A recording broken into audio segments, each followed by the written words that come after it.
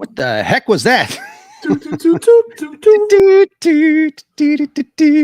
elevator music? Where's our normal music? Yeah, well, we'll get to it. We'll get to it. Oh, okay. We got to warm up a little bit first, but yes. Hey, Sounds welcome. like the music when you're going up the elevator to the supervisor. You know what I'm talking about. Oh, yeah. Yeah, that's right. Up in the elevator there. Hold on a second. Andrew from the Science Fictionary says he's having computer problems. Can you hear that alarm clock? The clock in the back? A little bit, but that's okay. Yeah, we have a clock that goes off at 4 after the hour. So we've just gotten used to it. Like now we know when it's 4 after. Yeah, absolutely. But welcome everybody to the Scarif Scuttlebutt Podcast, live edition, Scarif Live. As you see in the credits there, I like to call it Scarif Live because we are the Scarif Podcast and we're live. How about that for I logic? Like Scarif Light. Scarif Light? I don't know about that one. I don't know. Brad, how you doing? Happy Saturday. It's actually Saturday. It is actually Saturday, and we're not just pretending. It's not pretending. I know we have been pretending to be podcasters for quite some time now. Fake it till you make it. We're almost there. We're almost there, but it's wonderful. We're finally going to get to review the final episode of the Acolyte. Of the Acolyte. Yes. Exactly. Surprise, everybody. We've had quite a week with fighting with people, not really fighting with people about the Acolyte. I had posted, kind of a general observation about the Acolyte and Skeleton Crew. But did you get called racist? So I think at 160,000 views on that post, I only got called a racist twice. Wow. Yeah. So there's hope for the fandom. There is hope. It's absolutely. Yeah. So I'm quite happy about that. But really, it's been nice talking to people about Skeleton Crew, and obviously this is our kind of our finale discussion. We have quite a list of guests backstage that are waiting to come on. But the show has been a wonderful surprise for us. I know for those who have been following and hanging out with us on Saturday nights, we've been telling you guys how surprised we have been about really. There's a lot to like. Yeah, Brad. We may do a legacy of Skeleton Crew at some point in the future when we have to binge the whole thing and do a legacy show. We could do that. I hope you invited only shills on tonight. I don't know. I invited good people. That's my story, and I'm sticking to it. Who is in the chat? Damon, our friend from the Alpha Quadrant. Saw him yesterday. I was on a Star Trek show, The Other White Meat. DJ's in the house. Star Wars Steve. Oh, you know what? Skywalker Academy's there.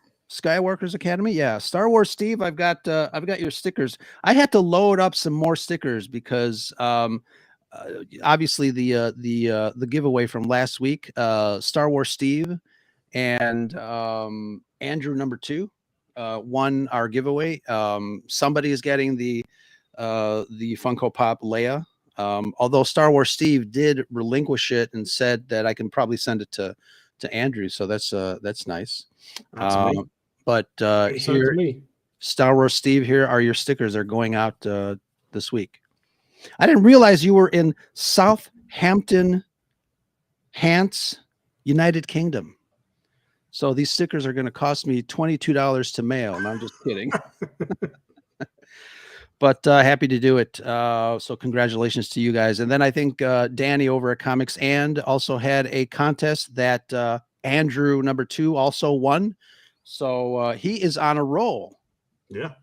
Yeah, absolutely. Any other announcements before we push a couple of buttons?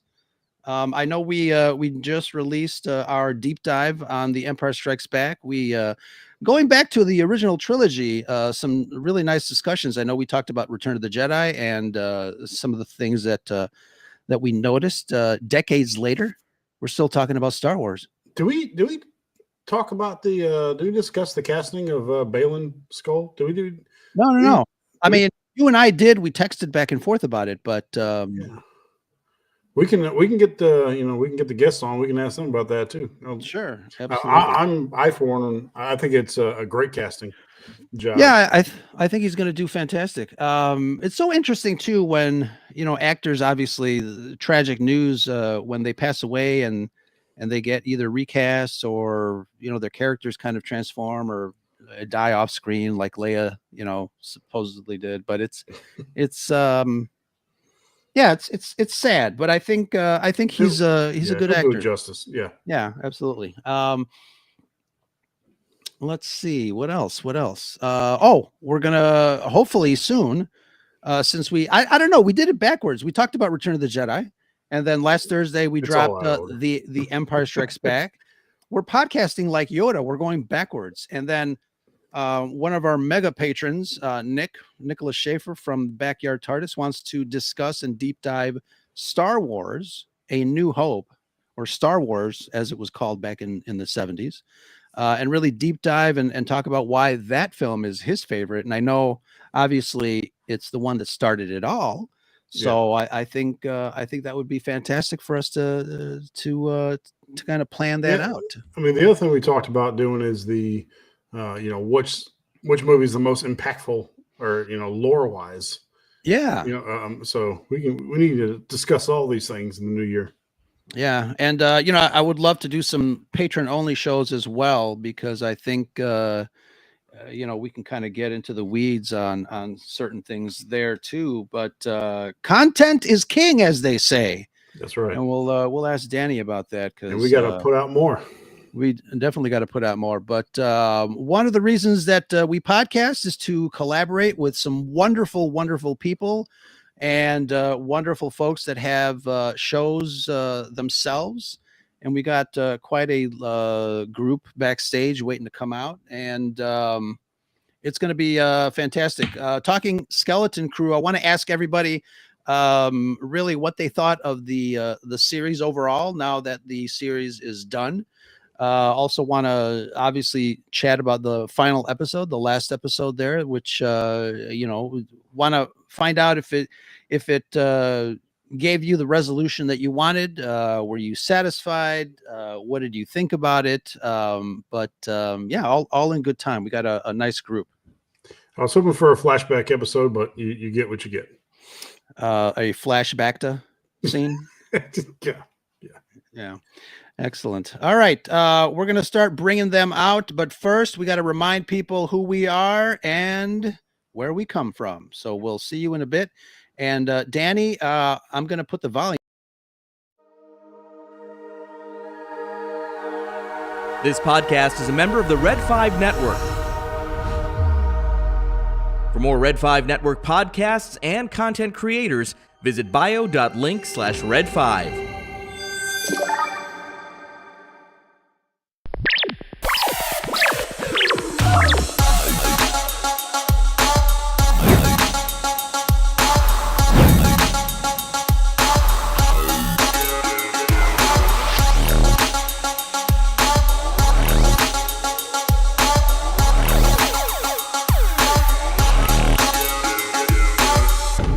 This station is now the ultimate power in the universe.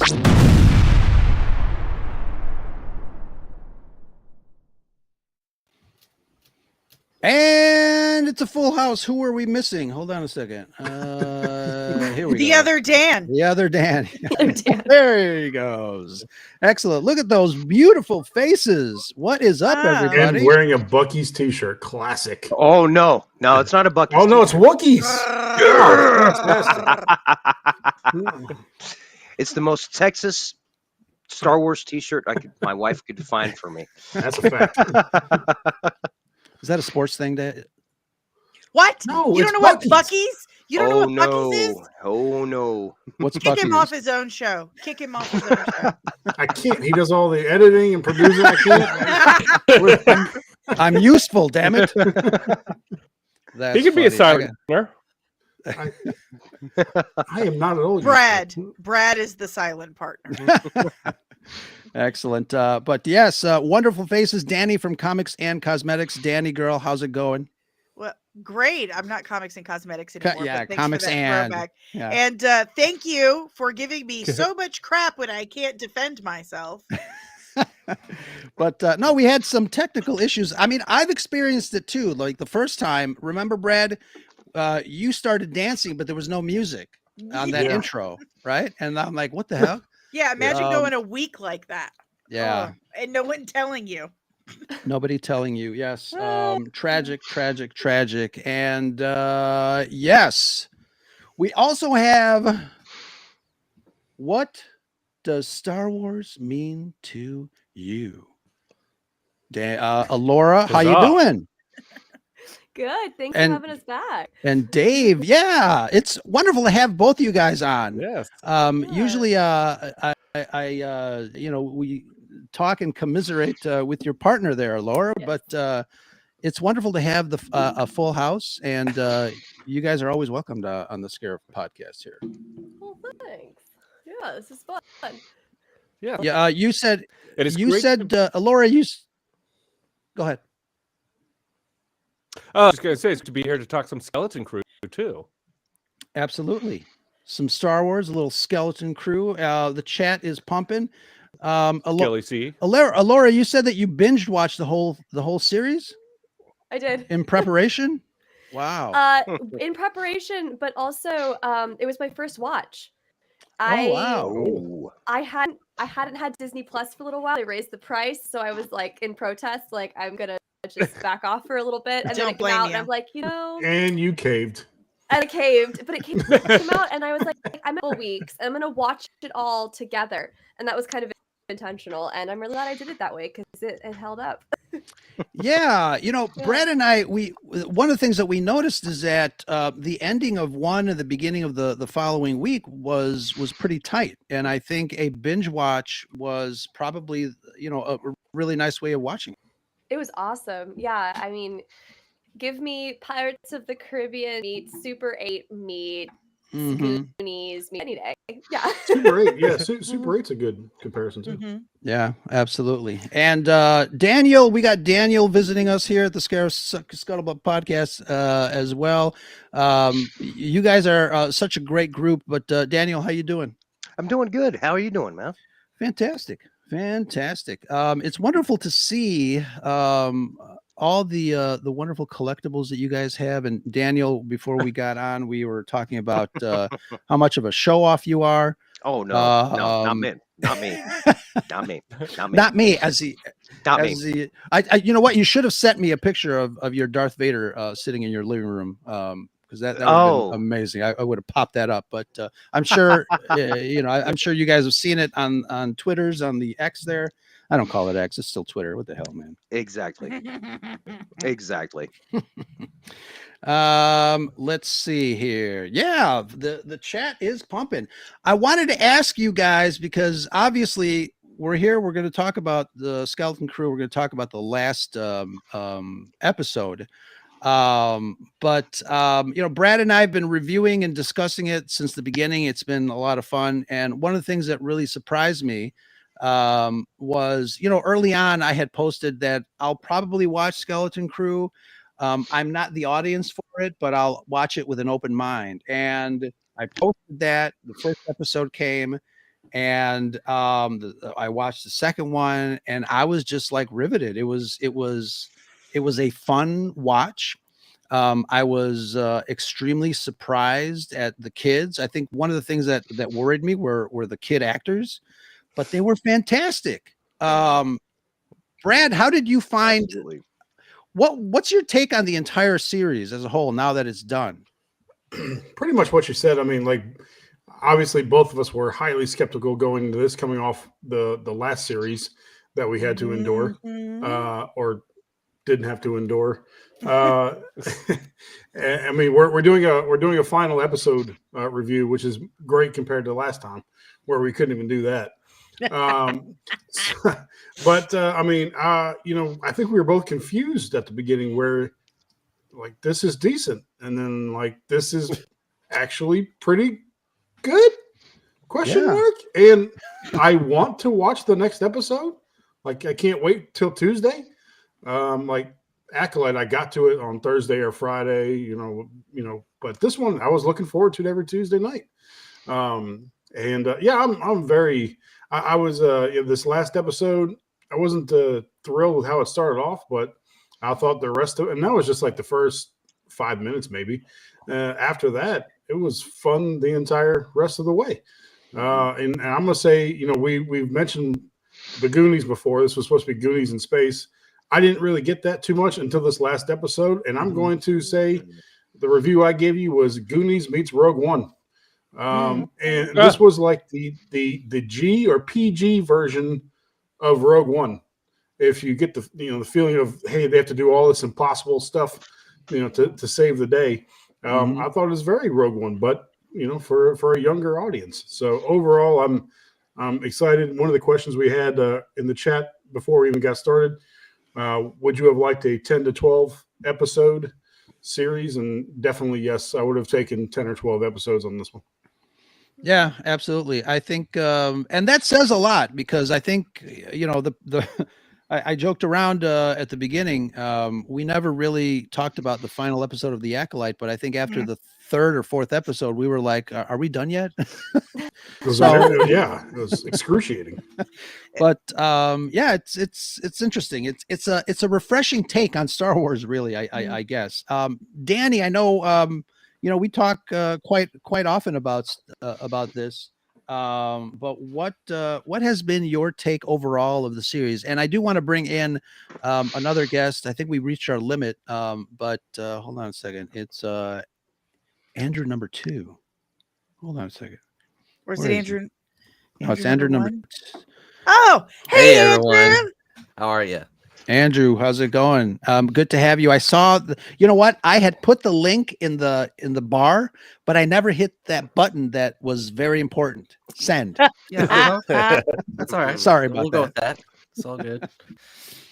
But Danny, asking Danny what her thoughts are, really on the entire series. Loved it. Loved every second of it. It's been, I don't know. I don't know how long it's been since I watched a TV show that was like serotonin. It put me in a good mood. When I was done with the finale, I was bouncing off the walls. It put me back in that place of when I was a kid in the 80s discovering Star Wars. It had that texture, it felt like the kids stuff, like Ewok Adventure, as bad as it actually is, it's so good. It's so good. We don't bad out the Ewoks on the show. No, we do not. Where's my? Excuse me. I have an Ewok son. Don't even. True. I have an adopted Ewok child. You've been adopting a lot of children from Star Wars. I did. I adopted Neil. Star Wars said I could. The official Star Wars Twitter said it was okay. Neil is my son now. Dave is not too happy about it, but he'll manage. He'll get over it eventually. But the show was extremely well done, and let me tell you something. And you'll know this, but no one was more surprised than I was, because I talked to the people that worked on the show, not in like a reporter or whatever thing. I ran into them while with another friend at Reynolds Materials in Burbank, and we're asking about what they're working on. He tells us it's Skeleton Crew, and like, how's that going? He's like, Filoni was pitching a fit on set. It turns out the reason why he was upset was over the Star Wars holiday special hologram, because George Lucas kept telling him, I don't know where it is. I don't know. And Filoni's like, what do you mean? How do you not even know? It's your IP. But I was not expecting anything. I was expecting another Acolyte. And then right away, it just blew me away. I've never been so happy to be so wrong in my whole life. Yeah, I mean, something about it. And again, I think a lot of it, obviously because it was an ensemble piece with the kids. The kids just blew me away with they were amazing. With the rapport, the boys and the girls, and then obviously later on in the season they just get together. I give Star Wars crap a lot of times because they use the found family trope way too much. And there was one point in time when I thought, I'm like, not again. But I don't know, something about this group really resonated with me, even as an older Star Wars fan. I'm like, these kids are awesome. Mm-hmm. It was the way they interacted in the first couple of episodes. Like, that's exactly how a boy group and a girl group would interact out in the wild. Like, we found it. Yeah, well, you smell. It was everything was done top to bottom, just perfect. Yeah, it was nice. And what does Star Wars mean to you? What does the Skeleton Crew mean to you? Let's start with Alora. My gosh. I think kind of echo what's said. It was so exciting to love television again after because I'm not gonna. I mean, we've been pretty positive about it on our show, but it was not my favorite Star Wars content that's come out. Not something to be rushing to rewatch. This was just the antithesis of that. It's charming, it's fun, it's smart, and it's uplifting. I would crawl through hot coals for Neil. Any day. My son. Thank you. He's my sweet boy. I love him so much. And so many good lines, like them, just kind of packed into fun. Yeah, and there was so much like new to be excited about in Star Wars. This whole Star Wars like suburbia that exists out there in the universe, down to even garbage crabs in this kind of junk planet. Like there's so much new to sink your teeth into. And how stressed out was every single Star Wars fan about the suburbia? Yeah, there was a little bit of pushback on Star Wars suburbia, but it ended up making sense. It did. It made so much sense. Yeah, Dave, what about you? Yeah. I thoroughly enjoyed this series. It was from the very beginning when they have that huge they're coming aboard the ship that they just captured, and a guy gets shot in the eye.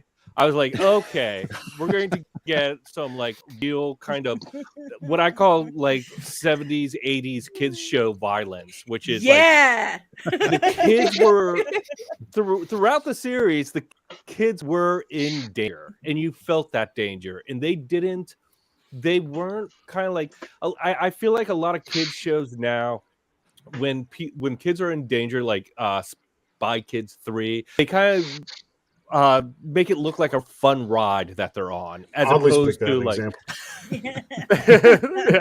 well, it's the first one that came to mind. And but they always make it seem like they're on more of a fun ride than in imminent danger, and I really appreciated that throughout the series the kids were in danger. I think it took us to new Star Wars places that were fantastic. I thought every set piece was well thought out, well made, and felt vast, like huge, just like a Star Wars set should. And then there are things like the suburbia that bother me a little bit. There are things like that Acolyte did, that Andor does, that now I guess Skeleton Crew does a little bit, that I feel like is just a little too close to our world. It feels too familiar. So you're saying they can't have bubble baths in the Star Wars universe? Is that what you're saying? That didn't bother me, because that was more of a pool than a bath, and I thought that like he was like Pee Wee Herman's enemy. Splitting hairs, taking a bath. here. Neil can do whatever he wants. Yes, you leave my sweet boy alone. He had a hard day. He needed a bubble bath. He took multiple bubble baths too, which is amazing. He's an elephant boy and needs a river to clean in.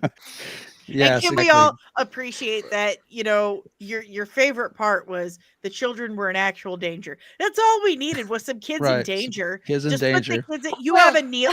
Wait a minute. Bring that. Daniel's got a Neil. Is that real? How dare you, sir? How dare you rub that in our faces? Oh, wonderful. Brad, you need to get out a little more often and visit some retail stores. You know, you and I both said we were going to stop buying Black Series figures, and now I got to buy a freaking Neil Black Series. Exactly. It's the first week of September, in case anyone was wondering. Actually, that's also a basis of which I kind of judge my enjoyment of a Star Wars show. If I'm like, oh God, I gotta get these figures. I know I'm liking the show, and I do want. I want Jod. I want Neil. I want Wim. I want Fern. I want KB. And the Lego set. I think that's fun. I need the Lego set. The Lego set of the Phoenix, or what's it? Something Onyx Cinder. Onyx Cinder. Yeah, that's a kind of a cool ship. Yourself a Star Wars fan. Jeez, Ro, get it together. I got gray in my hair. Leave me alone. I don't know what that is. We still remember Captain PETA. Captain PETA. Daniel, what about you? What are your thoughts on the series as a whole before we get into the specifics here? What really got me was the universe building and or the galaxy building and the fact that they took a planet that was basically cut off from the rest of the entire galaxy, and basically they've been basically, you know, operating at the same level for hundreds of years. So basically you have a society in which is based on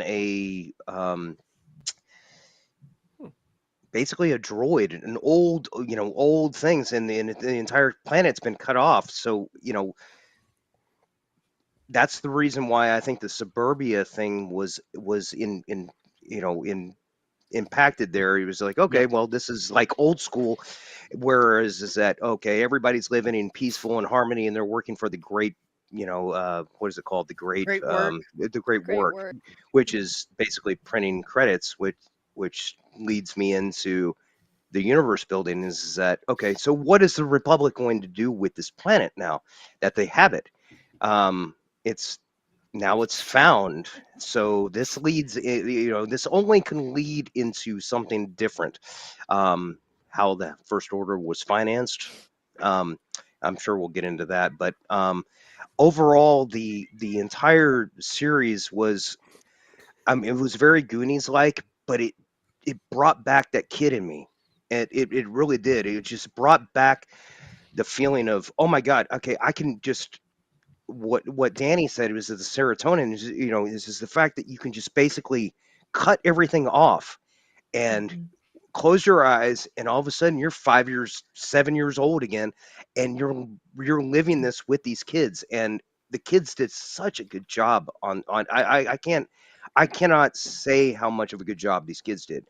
They were thrown into basically these child actors were thrown into a universe in which, well, we've all seen it. I mean, the Acolyte was, yeah, exactly. So they're basically on the cusp of that, and all of a sudden, now they're loved, and I think that maybe this was a segment of Star Wars in which it's going to get the fans back into it, and just basically close your eyes and realize, hey, this is Star Wars. This is what we live for. This is, I say live for, but, we all escape from reality through Star Wars. It is. It really is. I mean, the only thing you have to do is look behind us. Right. Everybody look behind us. What do you see? Exactly. And we all, I'm going to be 53 years old this year, and I love every minute of it. I love the fact that they brought Star Wars back. And this, after the Acolyte, I know that a lot of people think that the Acolyte was horrible and everything, and it's just like, but the last episode of the Acolyte was like, okay, what? Womp womp. I can't even. No. I mean, I agree with you, Danny. I was just like, you're gonna introduce Darth Plagueis and then end it. No. Darth Plagueis was some creepo hiding in a cave. Fine with me. Watching him the whole time. Yeah. Which is, well, I mean, if you think about it, Palpatine was doing the same damn thing. Sure. You know, I mean, but the Daniel, thing is- yeah. Daniel, you don't look a day over 52, so you're looking. Oh, good. thank you. Thank you. So- Yeah. I'm But- sorry. I had to grow it out. But no, I mean it's Can Dave, I just yes. say one thing about the ending real quick on Acolyte versus this one? I feel like, and maybe I'm jumping the gun here, but since we're talking indies, I felt like the ending of the Acolyte opened up so many more questions than it answered. Absolutely. While this could walk away and be like, you know what? If it's season 2, I'm disappointed, but I'm satisfied with the story. I'm good. And I Well hope to put. see Yeah. these characters in the future. But Exactly the act was just like, oh, and here's something else for you to think about. And you're just like, Yeah. wait a minute. Well, you're like, Still what haven't the answered the was question that? of why It this was is a just mystery. before its time, and you don't understand it. Right. Don't then we fault the get show some- because you couldn't understand it. Okay. Oh, we get some after credit scene of Yoda on the crab or whatever Right. he was doing. And Yeah. Green Meanie just walks right in, doesn't even knock, like he's not even finished, and then it's over. So- Wiping, I am still. You're But right, all right, let's get down to Andrew. And Andrew, you first of all, it's really nice to see your plant. It's thriving and Yes. alive. Nice Can I- color. And can I just think- point something out? Like, we all have the Dark Lord behind us in our background, and Andrew has our The our actual and Lord. Savior. Good for you, Andrew. I do have a Darth Vader Good boy. plushie over there, so I'm balancing it out. There you go. But Andrew, Balance is what are important. your thoughts on the series as a whole? Well, I didn't have crazy expectations going into it. I didn't fully know what to expect, and I loved that I just love the 80s feel to it. I'm a big fan of Goonies, so kids in space venture was just awesome. The kids were great, like y'all all said. I mean, they blew me away with how good they were. And yeah, I loved the suspense too. Like, even though it was a kid's show, there was still suspense. And like what Dave said, you felt the danger, like, oh, are the kids going to actually get out of it? And I love Jude Law as Jod. Oh yeah. Yes. He was great in it. And especially towards these last few episodes, I was actually getting kind of nervous that he was going to like one of the kids or something, I mean, it got to that point, and Hey, Andrew, hurt people hurt people. Okay. he just needs some therapy. He had a traumatic childhood. Just needs some therapy. Okay. That's Let's not right. judge. That's right. Sorry, my mistake. Let me, but yeah, I really enjoyed it, and if it doesn't get a season 2, that's fine. I'll be disappointed, but it was a complete story. It was like the original Star Wars. It's a Yeah. complete I mean, story, so. it was a complete story, and I keep telling folks on the internet, is from what I remember reading. I mean, it was only designed to be one season. Obviously, the John Watts does have ideas if it does go into a second season. They said that they were going to do a time jump. Obviously, the kids are older. I mean, it's funny because the kids, when they started to do press for this series, the kids already looked like young adults. I mean, Yeah. this must have been shot like a long time ago. Well, when Oh. I was there 2 years ago, Mhm. and they were Mhm. working on it. Yeah. So they'd been working on this for quite some time. Yeah. And kids grow. I'm going to hand the reins over to Brad. I'm going to jump out a little bit because I think Andrew from Coruscant Radio Underground wants to come in, and I think I've reached my limit on this plan. But I'll be back. We'll switch around, and we'll continue talking. I'm going to, Brad, I'm going to leave, and then I'll have Andrew come on in. Good. Now I get a word in edgewise. Dad's gone. Dad's gone. Shh. About time. I don't know what to say now. I don't know what to do with my hands. Let's. No. How about? No, Danny, I can actually handle it. I was just joking. All right. You got your own show. Damn. All right. I Favorite just wanted kid. to give you some Favorite crap. kid. Let's go. Can't say Neil. Neil. You can't say Fern. Neil? No, I'm Neil. Fern. Robert If Timothy- I can't say Neil, I'll say Fern. You can say whatever you want to, honey. Don't listen to him. KB. Yeah, if Who's- I can't say who's Neil, I would agree with KB. KB, really, because one thing I said to Ro early, usually with tech savvy characters, they tend to be boring because the character is always based around the technology and stuff like that, and I think it takes away from the character. I don't think that happened with KB. I think it actually added to her character. I love KB because she was okay. She's a disabled kid. I'm a disabled kid. Okay. A lot of relating there. She got really good at maintenance and engineering because she has to take care of herself. Yeah. She has to maintenance herself. So her disability became her superpower and the value she added to the group. And I freaking love that. Loved it. I love you her had something line. No, I love one of my favorite scenes is when she's coaching Wim on how to heal her. And going back to kind of, I think, Dave, what you were saying about this being in real danger, the whole show was so smart and so realistic. And like, I loved her line where she said, "This isn't how you expected it would be, is it?" And he was like, "What?" And she goes, "Being someone's life." And and I love because it's not a crazy realistic for them to win in combat, but he could still be a hero. Maybe cry. Yeah. I love and I think it was Dave mentioned the suspense earlier, and that episode, I think Roe listed that one as one of his least favorites, but I love that episode, and you could feel this Roe's a fool. and her acting in that. No wonder he's out of here. That's why I kicked him off the show. Yeah, good call. I mean, you could feel like, I mean, her acting was amazing in that one, and like you could see her body shutting down as the thing went on, and I thought there was a lot. I mean, what character development do we see in the Acolyte from start to finish? None. I Or can't tell you emotion. any. But there's no emotion in it either. Right. And then look at this one, like, you can actually see them developing not only their characters, but, at the beginning, they have no idea how to operate this ship. But at the end, they're all pretty freaking proficient with the ship. They all know their roles as far as flying or manning the turrets or, what have you. So I thought the character development was wonderful in this.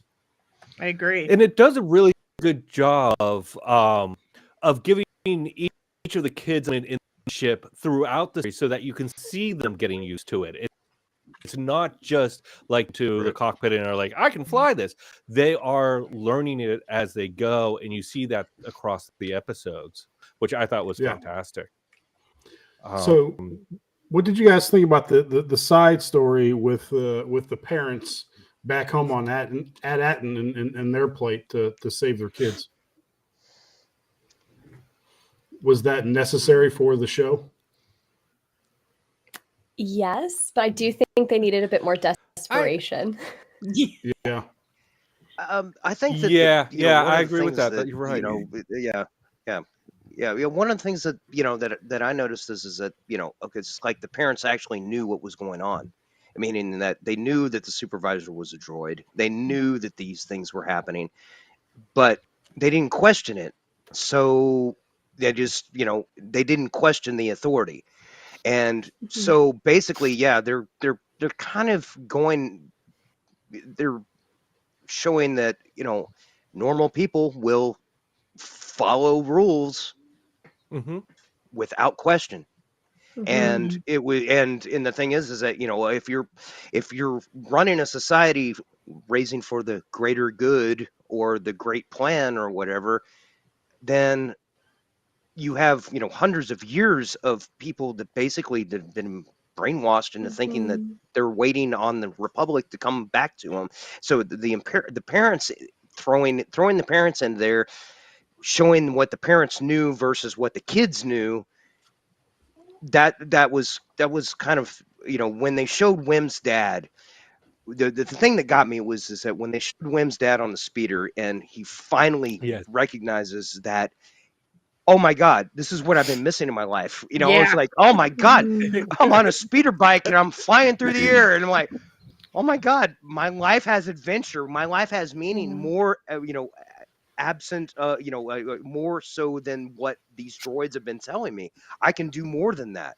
So I think that the having the parents in there really did have the impact of kind of the background, kind of showing us exactly where the parents were versus the kids. Mm-hmm. It was that was one of my favorite parts was Wim's dad, like after they jumped that gorge and he's like, yeah, like, Dad, this is what fun is called. Yeah, that fun thing. It was great. It was really great. That whole speeder chase was, I mean, that's some great ET, sequence. Yeah. Yeah. ET, Yeah. the Explorers, the Flight of the Navigator, it all just like, yes. Return of the so Jedi. good. Yeah. Although my wife called the giant pirate ship, she shows a Walmart scanner, and she's like, "That's a Walmart scanner." I'm like, The well, supervisor was Hal from 2001: A Yes. Space Odyssey. yeah. I mean, there's some close encounters of the third kind shots in there and everything. Very Spielberg. Yeah. Didn't the Love letters supervisor? to all of that for sure. Yeah, I agree with you, Laura. I think it was for those of us who discovered Star Wars as kids in the 80s, and for our kids who probably we forced to watch all that stuff when they were growing up. So me. What were you saying about the supervisor? Oh, the supervisor. I felt like he was giving off Palpatine vibe, just the way he spoke. And for half a second, did they get the Emperor to play the supervisor, or did they intentionally make him sound? Because he was very like, when he asked him like which the Jedi were last reported as traitors, so which are you, a liar or a Jedi? It just felt very like Sheev Palpatine to me. that's what I thought. Yeah, Ro was actually asking if Ian McDermott was playing that part when the first time that we heard his voice, and yeah, it definitely did. Oh damn it! It was on. We were doing so. Dad's well. back. We're doing so well. Let me go ahead and mute myself. Go ahead, Ro. Dad's back. No, we can't have. I would have to actually. I think we're finding some more limits of the service under my plan. So we need 20 more patrons, please. 20 more patrons. But no, keep going, Brad. I lost my mojo now. So Great, honey. You're doing great. thanks, Danny. Favorite episode. What do you guys got for your favorite episode? Finale. Andrew's thinking. So I'm gonna start with you. What was your favorite episode? I don't know. I felt like they each got better as they went on. Like there wasn't a bad episode. So naturally, I would say the finale. But I think it was that's actually not a good answer. No. Bryce Dallas Howard's episode. You're being That was non-committal. what- Give me a favorite episode. Episode That was a good 5? one. Is that episode 4 or 5? 5, I think it was. That was probably my favorite. So get her a movie. I mean, if that doesn't She's a convince great you, director. yeah. Oh yeah. Wait, who? Yeah. Bryce Howard. Bryce Howard. Danny, All right. Ro doesn't like it, y'all. Danny, shh. Ro doesn't like Let it. him have it. Let him have it. Let him have it. Oh, yes. She All right, I'll doesn't take it. direct anything. You know what's funny Doesn't. though? There was a post from the Lucasfilm, behind the scenes thing that I think she kind of outed herself on that. She said that one of her crew members said, "Wouldn't it be cool if you did this shot?" And she's like, "Oh yeah, let's do it." I'm like, "Wait a minute, aren't you the Okay, director?" well, I guess I take So that back. aren't there Interesting. assistant directors? Isn't that their job? No, she doesn't direct. She doesn't direct. She This has is an a earpiece. little Danny's connection with. Uh-oh. No, I'm just curious. going off Yes. the credits. I'm just She going off the doesn't. credits. My bad. It's they put her name there because she's Ron Howard's daughter. Okay, God. but she doesn't direct Really? anything. John Favreau, voice You're of so God's sexist, her. Danny. I don't know Yes, why I went it's- first. God, I hope so. No, Yeah, we had the wrong answer, Andrew. Yeah. she's the absolute worst. She destroys people's lives. Okay, She's I'll go petty. with the Daniels episode 4. And if you got a problem with that, I'll just say 3, then 2, then 1. We'll just keep But you know going. what's funny? We've been talking I about like the teaser trailer. right. Yeah, there you go. The suburbs, space suburbs. It was my favorite. I liked when shot. they announced it, 5 years But ago. Yeah. like Peter Brad and Schilling. I have been talking about obviously this whole thing throughout its series, but one of the things that you talk about favorite episodes, it really has, and Andrew, you're right, it really has been really consistent. Like Mhm. we've been giving it like a 7, an 8, like a Excuse me. 8.5, 7.5. It's been really, really, consistent in the quality and there was no filler either. no, there Yeah. wasn't. No. And Alora can kind of attest too, since she kind of binged the whole series.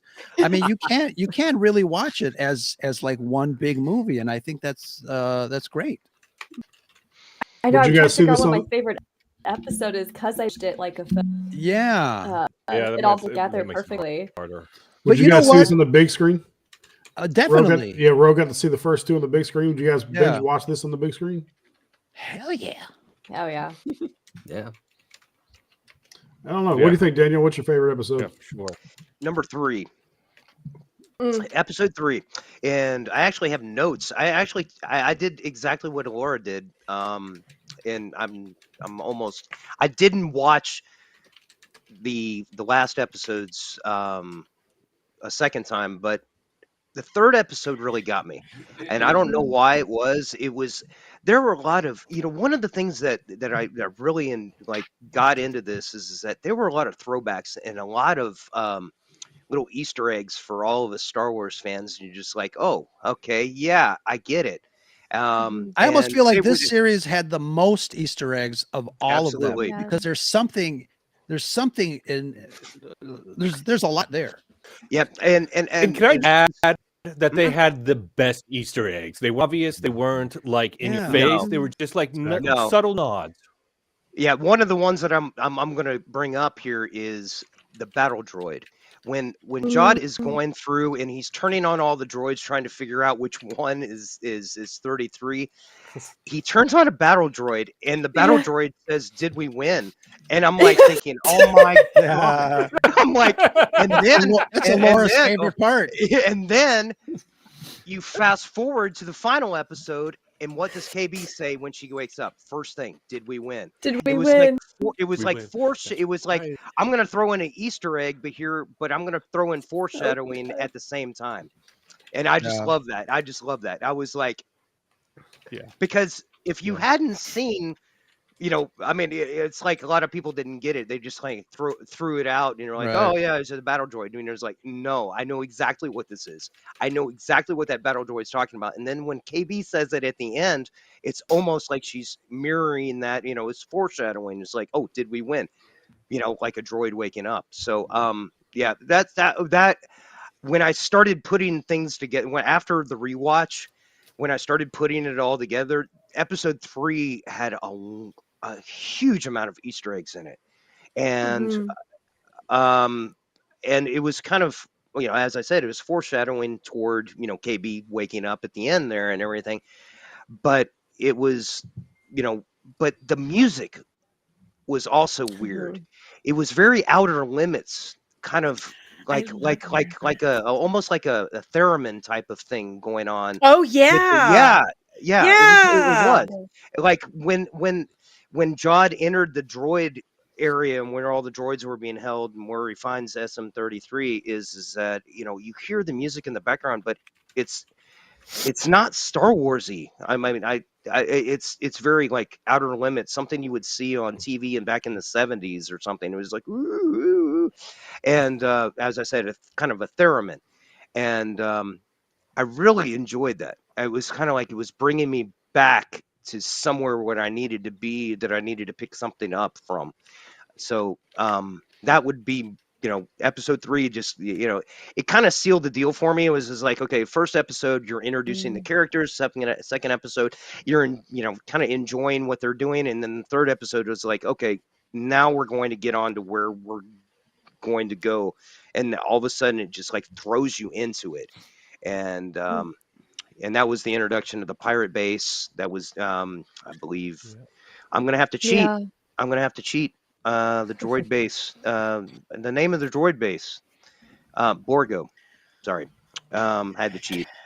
Before I forget, we're talking about how many details, and again, like you mentioned, foreshadowing throughout the entire thing was great. Mhm. I mean, this is a good show, but masterful writing throughout the entire thing. Oh yes. And the foreshadowing was great, but also the attention to detail for Star Wars things. And as a lover of the B-Wing, I'm sure you guys Oh, picked my this up God. too. The fact that the B wing had the continuous laser go down the ship, Quads. and Yeah. and they captured that. And you go zzz, and you can see it. I'm like, that's amazing. That's what a B wing is supposed to be doing, and Right. that attention to detail shows a love for the franchise. And it was the first time in live action that we saw that. The Yeah. only other time we saw that was in Rebels, and when it was first introduced, Yep. and by little Corey, I believe. The thing was that seeing the B wings in action like that, I mean, that was that was epic. I was Yep. like, we need to see more of that. We need to see a lot Yeah. more of that. And my boyfriend was like, "Those are cool. What are those?" What are those? What are I'm gonna those? fly one of those. I mean, this is the thing about this series which really surprised me. You know, we talk about Easter eggs. Somebody said it earlier. It wasn't just like in your face just to be there. There were a lot of subtle things, like even in the first episode when the kids are riding through the streets to get to school. In the background, there's an old diner that says it's the name of the diner from American Graffiti. Mel's. Mel's Diner, yeah, and it was the name was written in Arabic, and it's obviously a little tribute to George Lucas's first film, or second film, really, American Graffiti. But it's wonderful. I mean, these are the things that make a series more enjoyable. When the people behind the scenes plan things out, plan them with care, and give us fans a treat. Yes. And it works. It works so well. And I'd rather have this type of fan service that is subtle and I want to say built in a way or structured in a way that serves the story and the purpose, instead of just things kind of like, oh, here's another line from one Star Wars that you remember years ago, or another character that shows up just because. So They said wizard so naturally, and I loved it. Yes. Yeah. Yes. Slimo, And it wasn't overdone. And Slimo. It wasn't was overdone. Yeah. Yeah, Right. it was just like one little thing there, and the good old Stinko boys. If they didn't Stinko beat boys. us over the head with it. But I guess because Brad was complaining about bubble baths, we're gonna have to add that to things that don't belong in Star Wars, like No bricks, bricks, and no zippers, Glasses. bubble You baths. can't have Buttons. eyeglasses. Although Screws. You gotta they screws. broke eyeglasses with Mandalorian season 3. Oh, did The they? scientist. I would have Yeah, had the to have watched scientist. it. Yeah. There you go. Somebody and I didn't even realize That's not the first time glasses are in Star Wars, though. Yeah, I don't know, but It's not. whatever. It was the Ewok movies. Yeah, I was Oh, gonna God. say. Oh, that's right. Oh. Yeah. Yeah. Completely Wilford- can't. I was make about to Ewok say movies. Wilford Brimley. Yeah, diabetes. Well, I Diabetes. guess Lucas broke his own rule then. I never made the comparison until I read the article a few days ago between KB and Lobot, and gives Lobot a little more character now. Now that we know Yeah, he's like her. There was a lot from the Ewok movies Mm-hmm. in this show. What was his name? Is it Wim?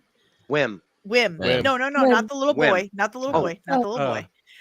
The little creature that was at the space Oh dock. yeah. Oh, So, yeah. the the ferryman. ferryman. Yeah, Yeah. he was in Ewok Adventure also. Right. So they were just straight out telling us, look, we know what you love. Okay. Right. That's a doing it. stretch. We're doing it. Mhm. Then where were the porgs? Huh? I Where bet were you the they're in porgs? there. They're I in bet- this season 2. They're going to be in season 2. They Yeah, gave you an I- all knowledgeable owl named Kim. Yeah. Dude, Yeah. someone Oh, someone Kim tweeted is out awesome. someone tweeted out a picture of Kim. It said, "Call me, beat me if you want to reach me." I said, "Hang it." It's perfect. Perfect. I'm waiting on the That's figure. good. I want a Kim figure.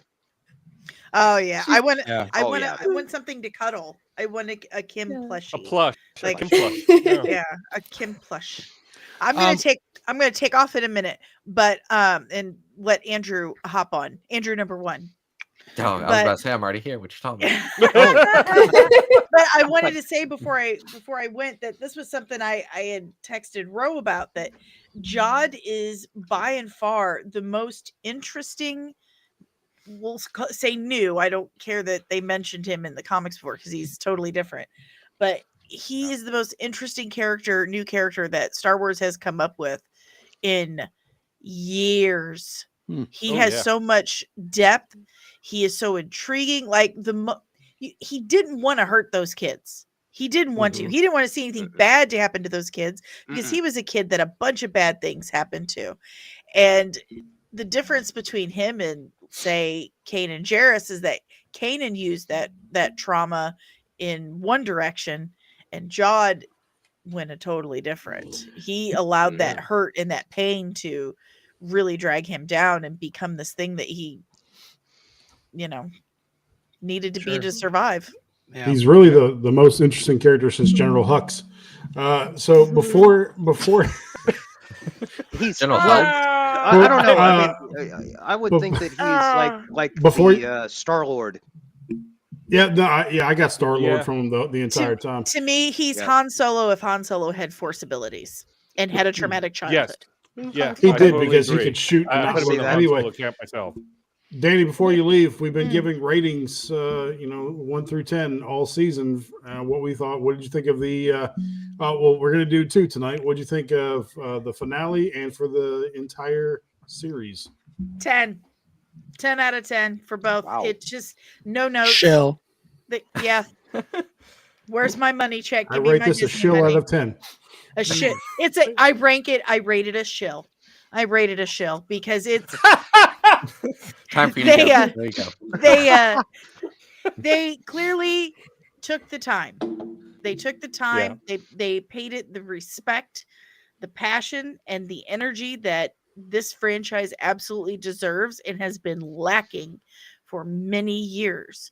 So I have no notes. It took me back to being a kid, put me in a good mood. I love Jude Law now. Like, when has that been a thing? Like, I'm attracted to Jude Law. How did that happen? Before?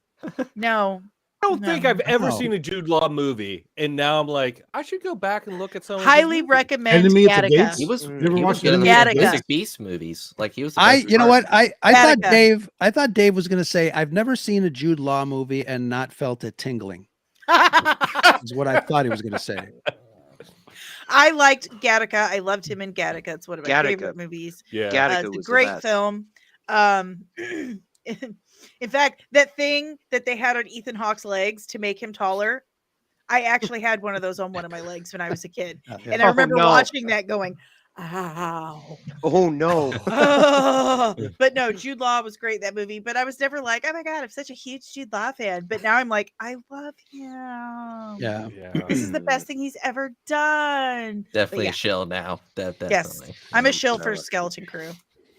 Good stuff. That's all good. But I'm gonna go so Andrew, number 1, can hop on.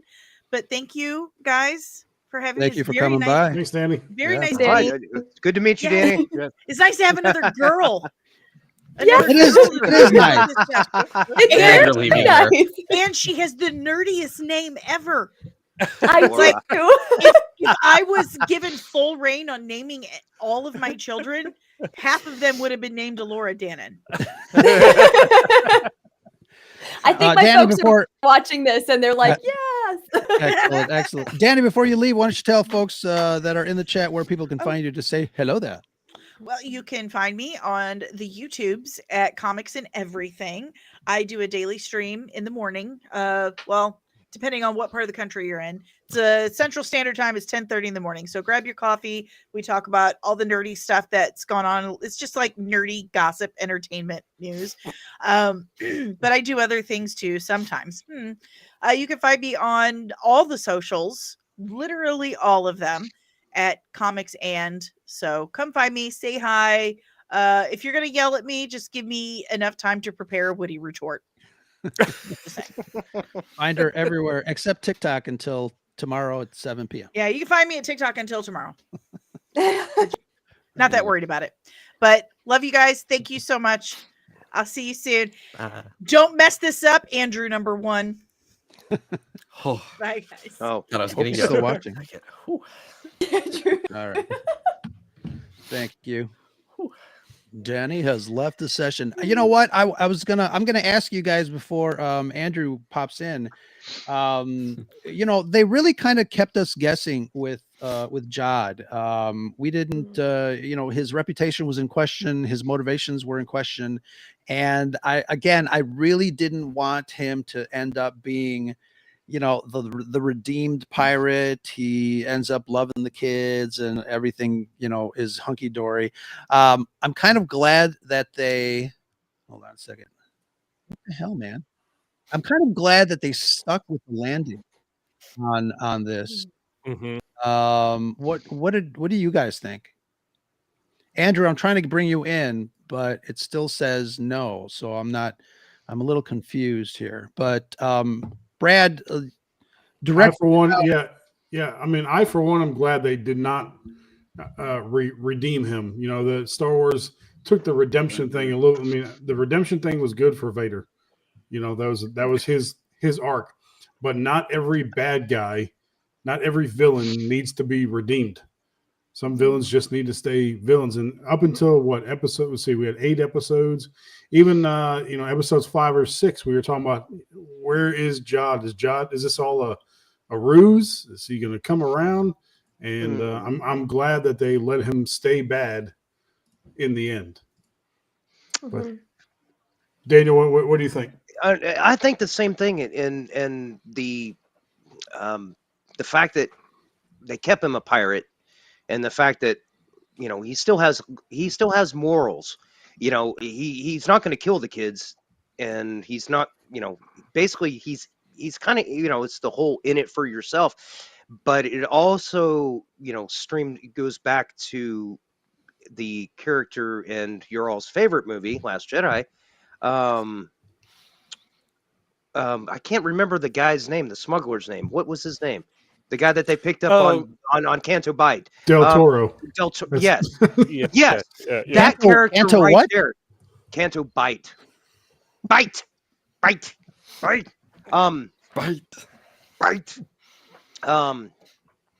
But it brings it back to that character right there. Is like, okay, I don't care what side, it's just where the money is. And that's kind of where he was, is that, he was in it for himself, and, he may have been quote unquote raised by a Jedi. And I'm sure we're going to approach the fact that there was a scene that was cut from the show that actually showed his old Jedi master.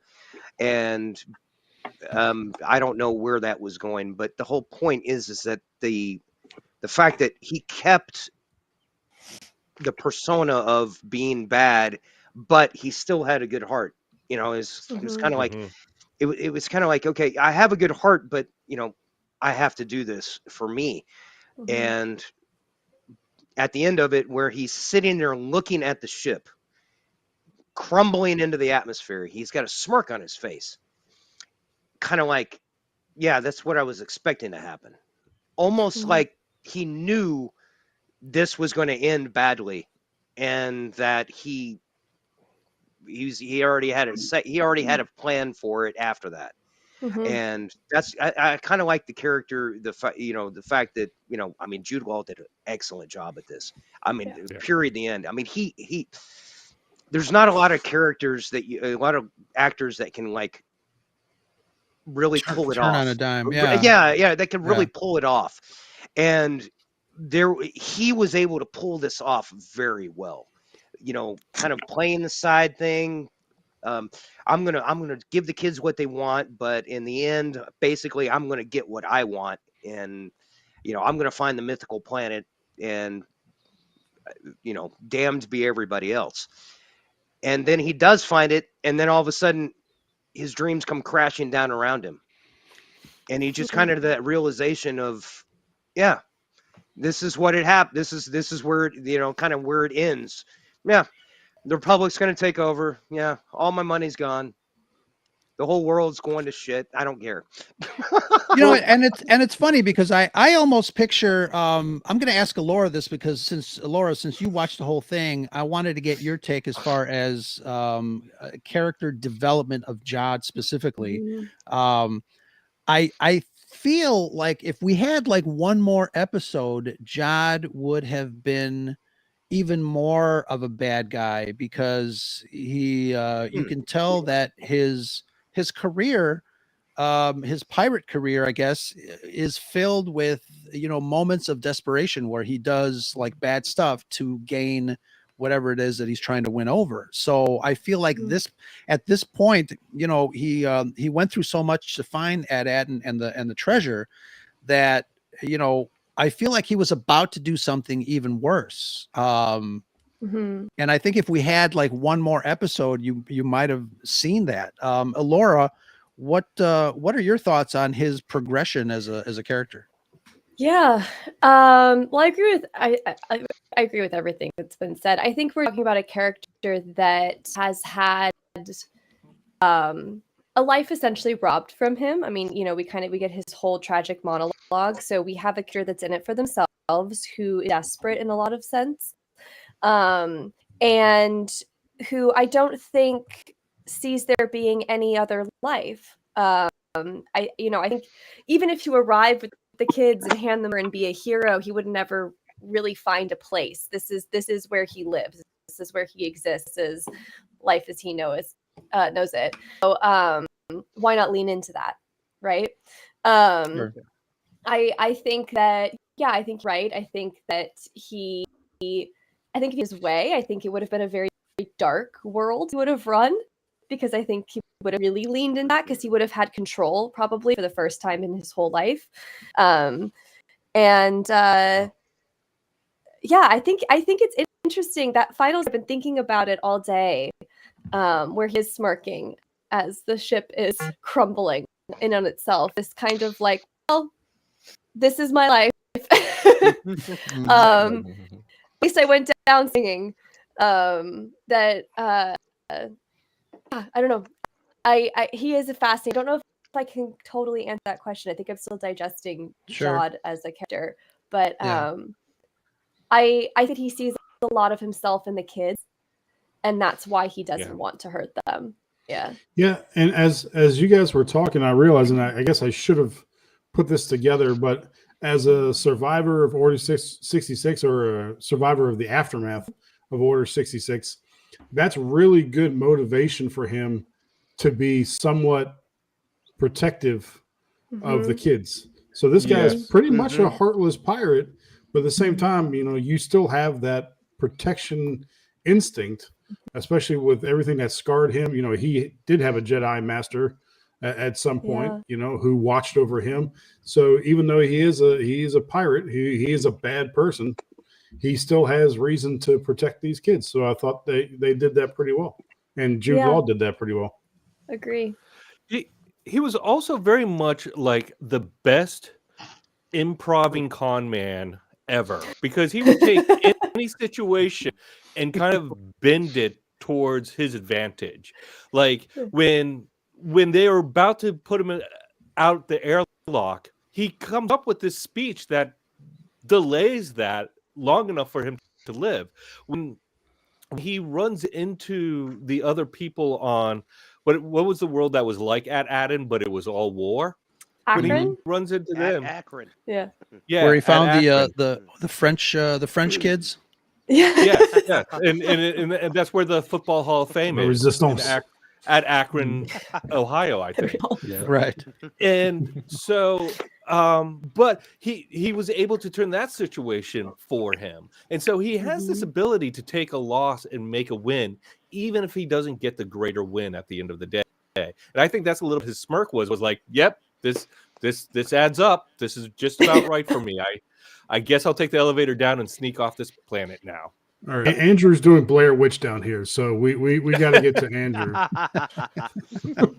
Come on, Andrew. Yeah, so can you actually hear me is what I want to know first. Yeah. Okay, great. Because this is my phone, and this app is not phone friendly for anybody that wondered. We are discussing episode 8 of The Acolyte. What were your thoughts? Oh God, you don't want that. How long you got? Oh, sorry. Skeleton Crew. So, I mean, I love this show, start to so finish. Strange. I can't see or hear other Andrew. Oh, that's weird. Oh wow. So sorry if I interrupted you. Sorry. So I really enjoyed the show, start to finish. It's as y'all already said, it was very consistent. I think that really, in a lot of ways, this is probably, as far as live action, not talking Clone Wars or Rebels, but in live action Star Wars, I feel like this is probably like the most loyal to the spirit that George Lucas created the originals with, and the prequels, the first 6 movies. I feel like this is the most loyal to that spirit. And this is probably the closest you'll ever get to a Steven Spielberg made Star Wars, right? Yeah. Yeah.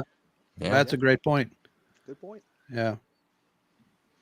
Nice. Absolutely. Did you catch all that, Alora? I heard nothing. I'm so sorry. No. Oh, that's odd. That's weird. Huh. Because it was the most genius thing I've ever heard, actually. And I'm very disappointed. That was mind blowing. you know, You missed missed it. in You the missed way it. he was able It to was impersonate every incredible. character and I know. recreate the scene perfectly was amazing. I'll rewatch it It later was. missed so that, I Laura. can Great. really It was take great. it in. But the things you said about Alora were not necessary. Yeah, that's Her true. opinion That is is valid. true. No, it's That was fine. just wrong, dude. He said a lot in that 1 minute that he had the mic. So. Yeah. What else, Brad? Favorite moments. So we talk about favorite show. Favorite moments. Oh. Favorite moments of the. No, don't stop me, bro. You asked me. You said what else, Brad? So I took them. So I'm taking it, and I'm saying favorite moments. And we'll start with you, Andrew, number 2. Oh, all right, me again. And then, Let me think. I mean, the whole show was just one big favorite moment for me. you Really, can't do that. We've talked about this. You're being non-committal. I asked you for a favorite moment. Honestly, it might We're be not doing this fluff stuff. when Fern and Neil fly the ship down to KB and Wim, and before that, KB and Wim's little interaction. I think that whole sequence right there is my favorite moment. Mhm. Andrew, number 1. My favorite moment from the whole show. Yep. Wow. I don't know. There's a lot of really good moments. I mean, there's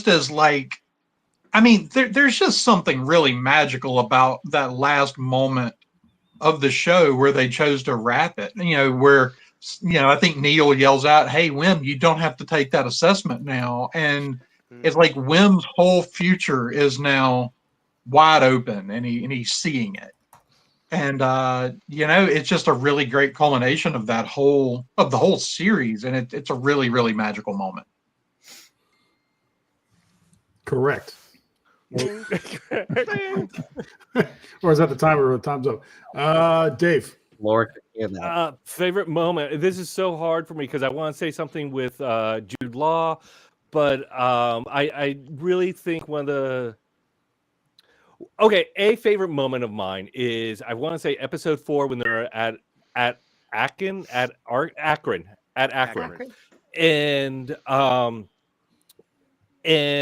Neil gets the plate of food, and he sees like these 2 young children who are hungry, and he hands the plate over to them. Oh, yeah. And the other girl who was like the leader there gives him this look that is just amazing. That goes from like, because she called him weak earlier. She called him weak earlier, and she's like, "What is he doing to?"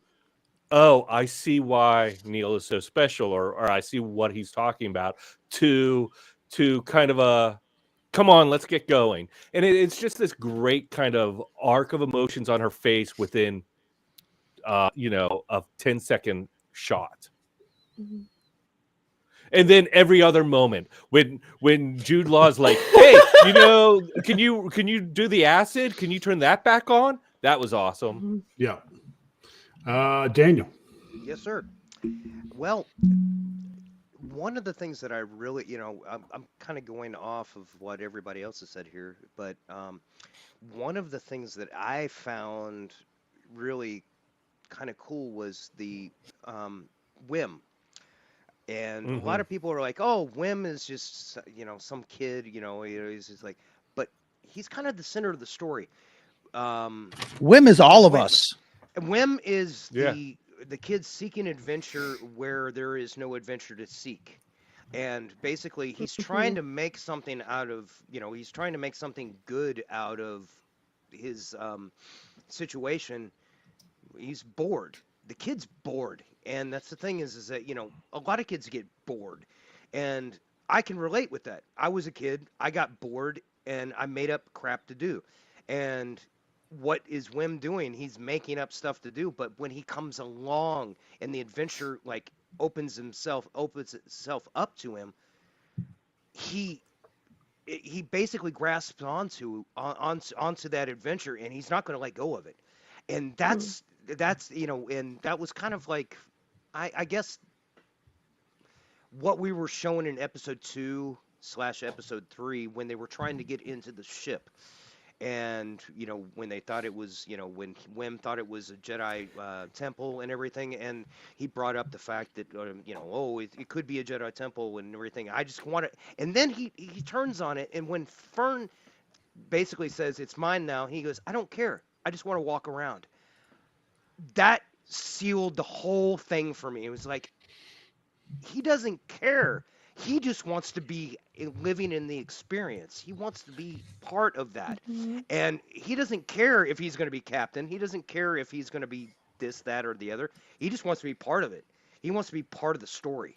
But Daniel, there's also one of my favorite scenes is on the Onyx Cinder where he's huddled up in the corner. Yes. And he's got his knees pressed against him and he's like depressed. And so it's one of those watch what you wish for, you might just get it moments. He wanted this adventure, and now he's like, oh, I am all alone, and I am lonely. And Jude Law, Jod, comes up and talks to him. He's like, hey, this is what you wanted. This is adventure right here. And that's one of those, like, when we talk about character development, that's huge as far as character development goes. Absolutely. Getting to that, he just leveled up there, into the next level. All right, go ahead. Oh no, go ahead. Go ahead. I was gonna say, Laura, I've delayed long enough. You got to binge the whole thing today. So out of that binge, Laura, yeah. Okay, yes. So what was your favorite moment from the series? I don't know. I think I have to sit with it for a minute, but I will say a moment that just delighted me, made me laugh a lot. They're on the ship and the pirates have taken over, and 33 is explaining that they are captain. I think this is Dave knows exactly what I texted in this. And doing the take backsies thing that the kids have been doing, the claimsies. Right. And it gets to a point where the droid like, yep, that's close to the pirate code for me. And I just died laughing because I loved this concept. Like, the pirates code in this universe is juvenile, that the children's game of claim qualifies. It's part of it. Reclaims. And I don't know. It was just a small thing that made me laugh so hard. And I'm just going to name that one for now. It's like calling shotgun. I deal with my siblings all the time. Yes, yes. I called it. Mm-hmm. It's like, yeah. Sorry, it's like I called it. Oh. It's too good. Yeah. And obviously, SM-33 is the best droid since K2SO, I think.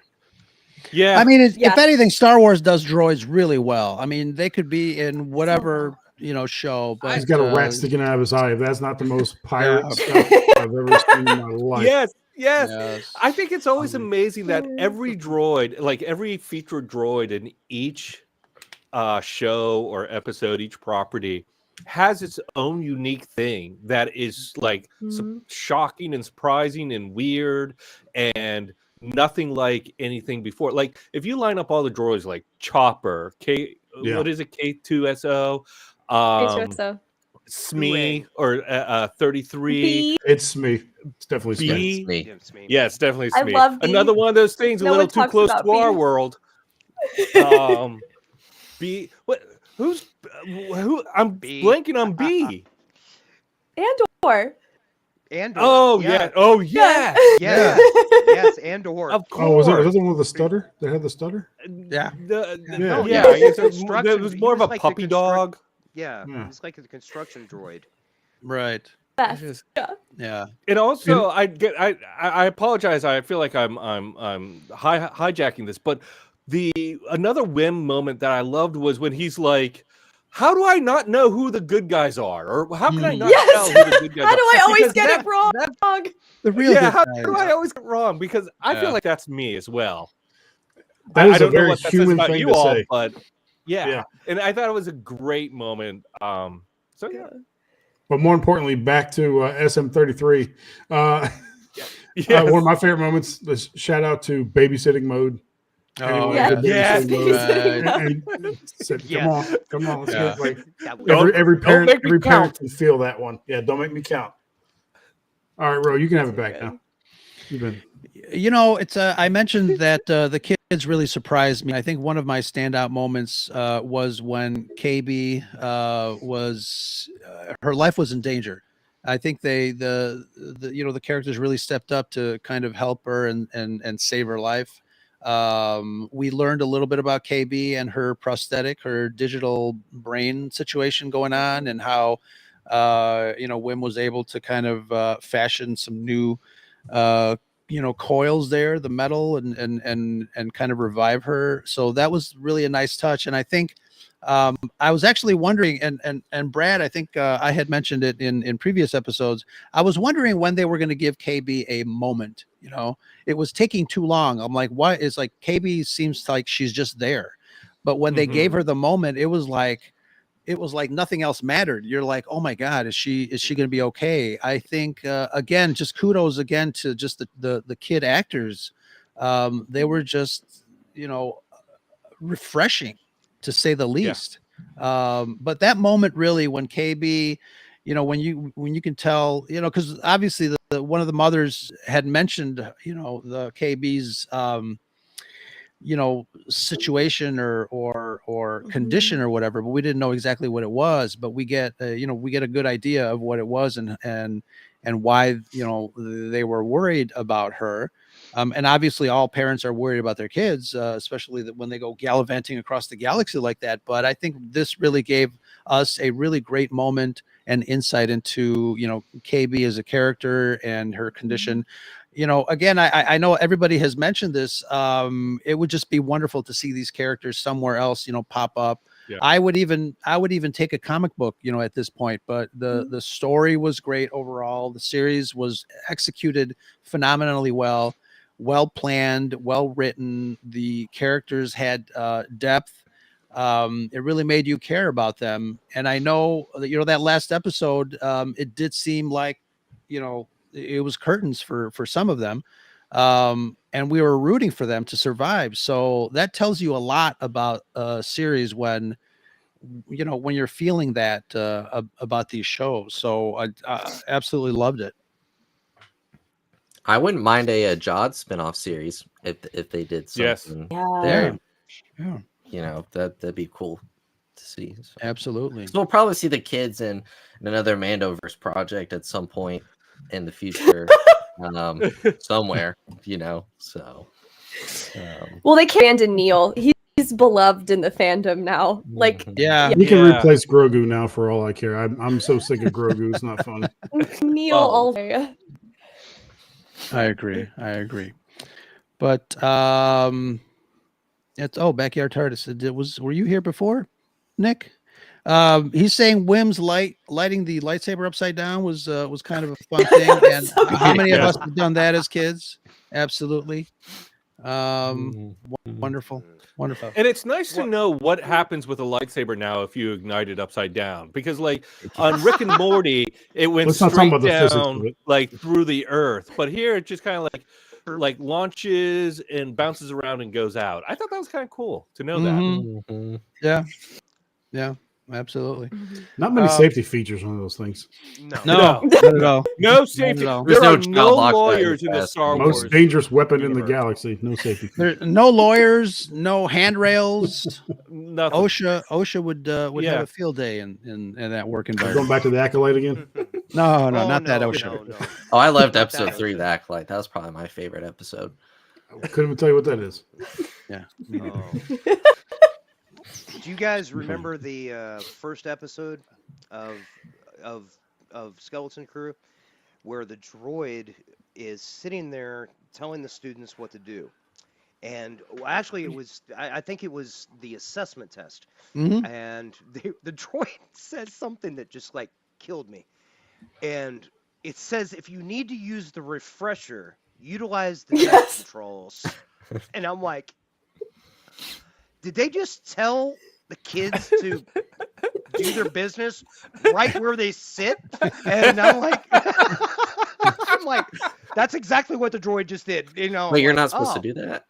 No. But that was like, I mean, in Star Wars, That's why I had like, no friends in world elementary is like, school. you know, like how many? I mean, how many times in Star Wars do you hear about the refresher? Right. And Just twice. Really. and that was like, I was like, if you need to reuse the refresher, use your desk controls. And I'm like, oh my god, are they really telling the kids if they gotta go? That's not what I got from that, but Maybe the desk control has their hall pass. Yeah, something like that. I think the notification system. Right. Yeah. Yeah. I thought it was like, okay, I'm gonna use my desk controls, and my chair is gonna turn into, you know.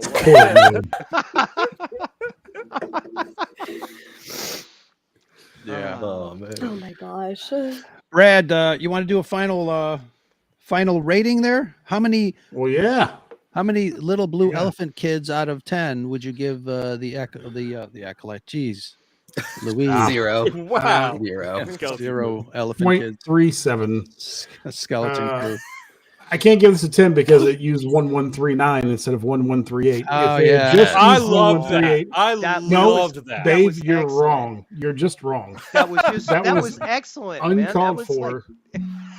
No. It pissed me off. I'm They still were pissed like- off about it today.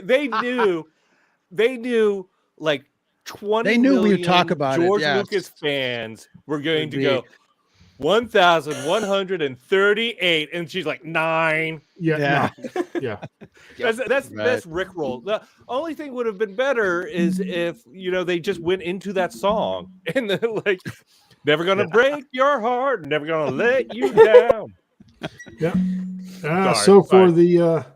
the finale, I'm going to give it a 10. I told you I was going to give it a 10, and I stick by that. And the show overall, it is above a 9.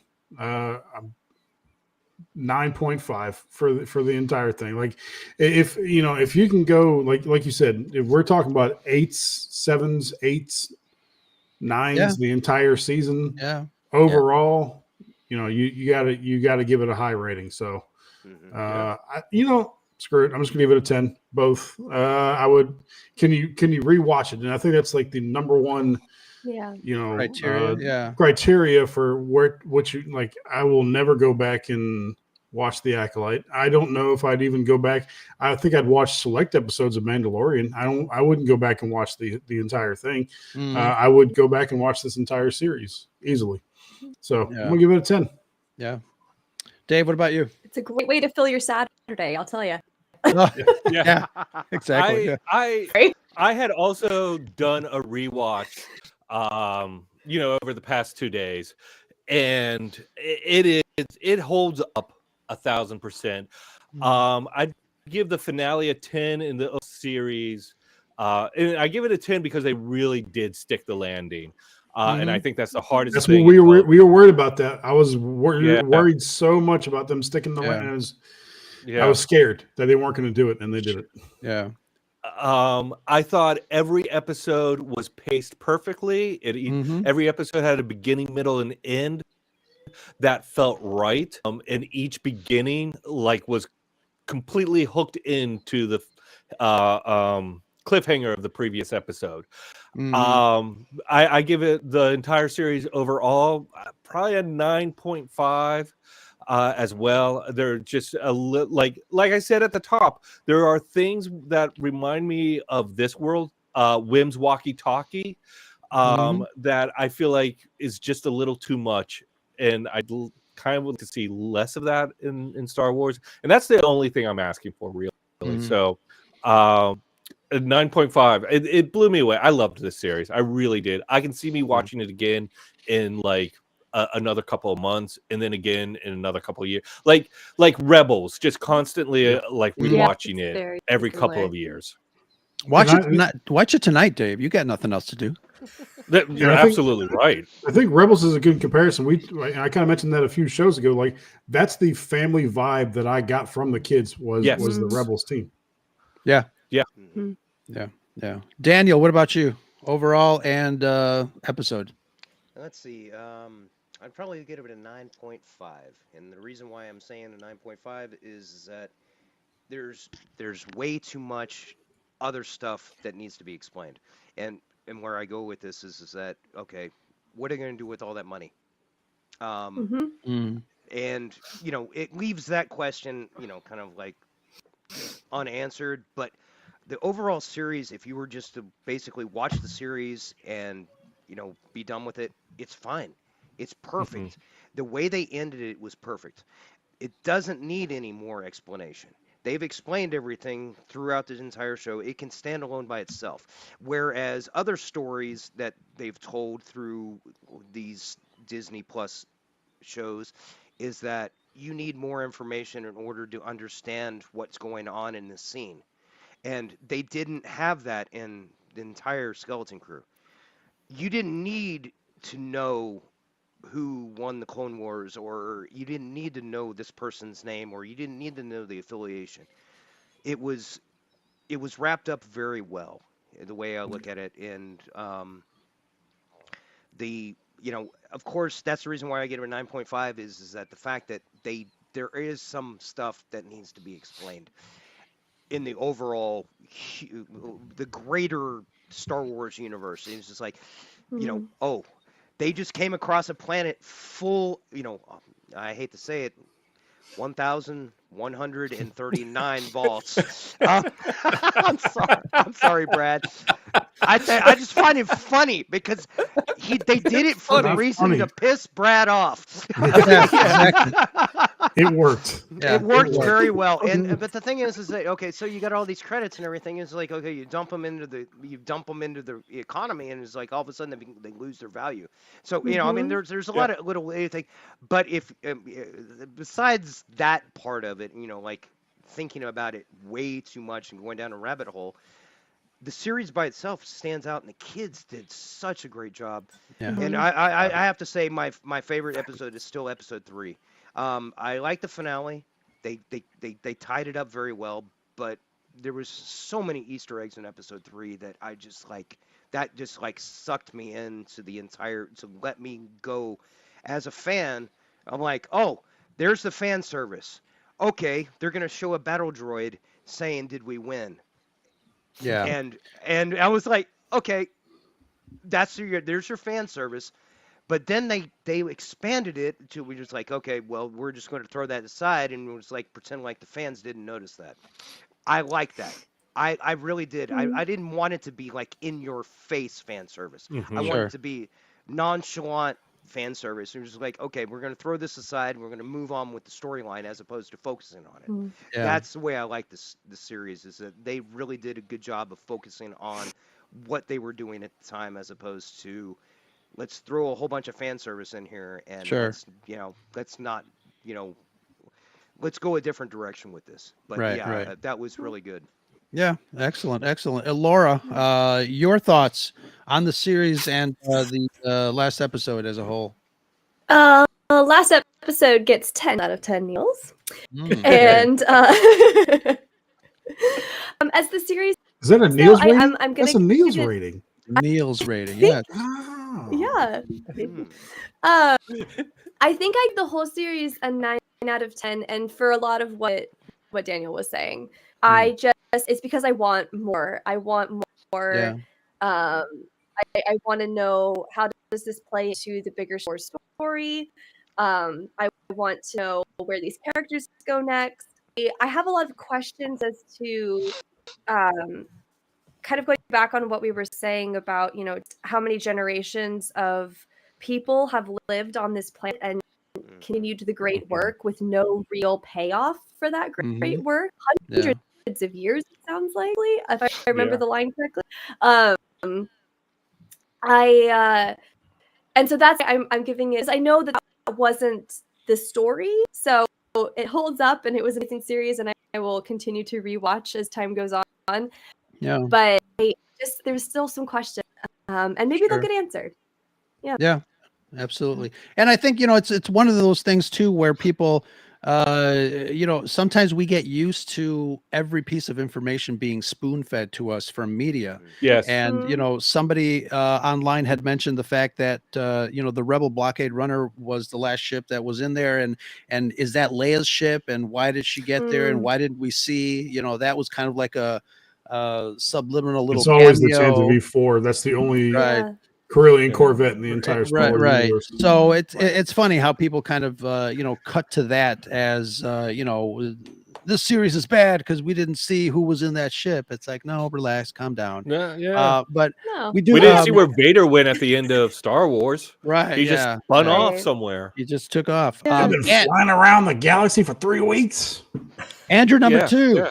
Using the Your thoughts? refresher at his desk. I really enjoyed the finale, like everyone else said. Just echoing that, I thought it wrapped up really well. I was very pleasantly surprised with it, and so I'd probably give it a 9.5 out of 10. It's tough for me to give something a 10 out of 10 on a first watch. I gotta watch it maybe a couple more times, then I can give it that. As for the series, like I said earlier, I don't think there was anything I didn't love about the series. I loved that they didn't rely on like cameos, like there were no like big cameos to like make us like it more. I thought there would be a flashback episode. There wasn't, but that's okay. We got a little teases of flashbacks throughout. I'll like now to go watch it back now that all the episodes are out and see, does that make me like it even more? Because I'd probably give the whole series a 9.5 out of 10. Sure. I think is what I would go with. Yeah, I think I'll probably echo a lot of what you guys said. I give the whole series a 9.5. I give this last episode also a 9.5. I'm not going to give anything a 10 because I'm not a shill like you guys. What else?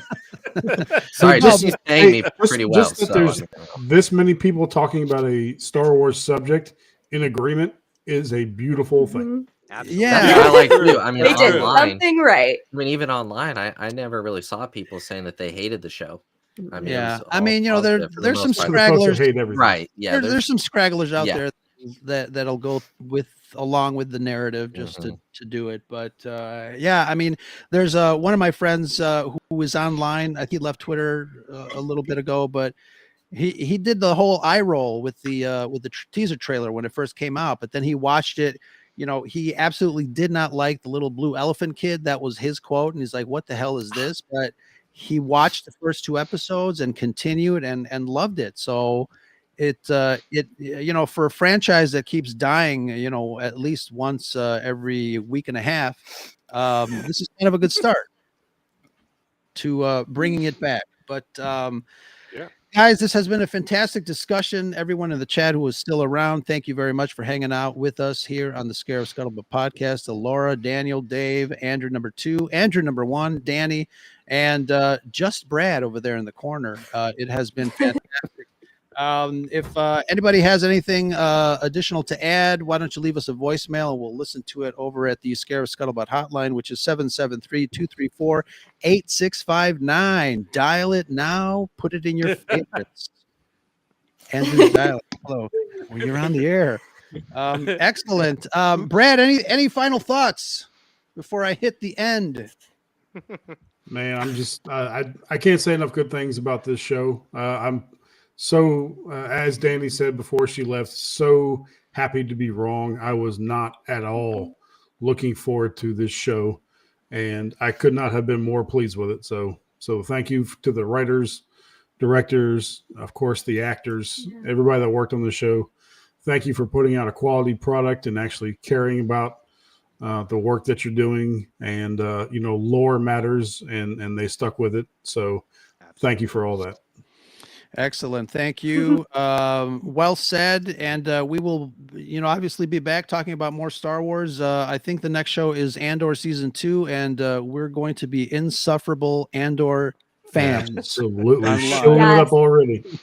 So, So excited. guys, Make it everybody, be thank you okay. so much. And that's it. Remember, we are part of the Red5 Network. Head on over to bio.link/Red5 to check out the other content creators under our umbrella. Until next time, I'm Ro, and that's Brad, and these are our lovely friends here at the Scarif Podcast. Have a good night, everybody. All right.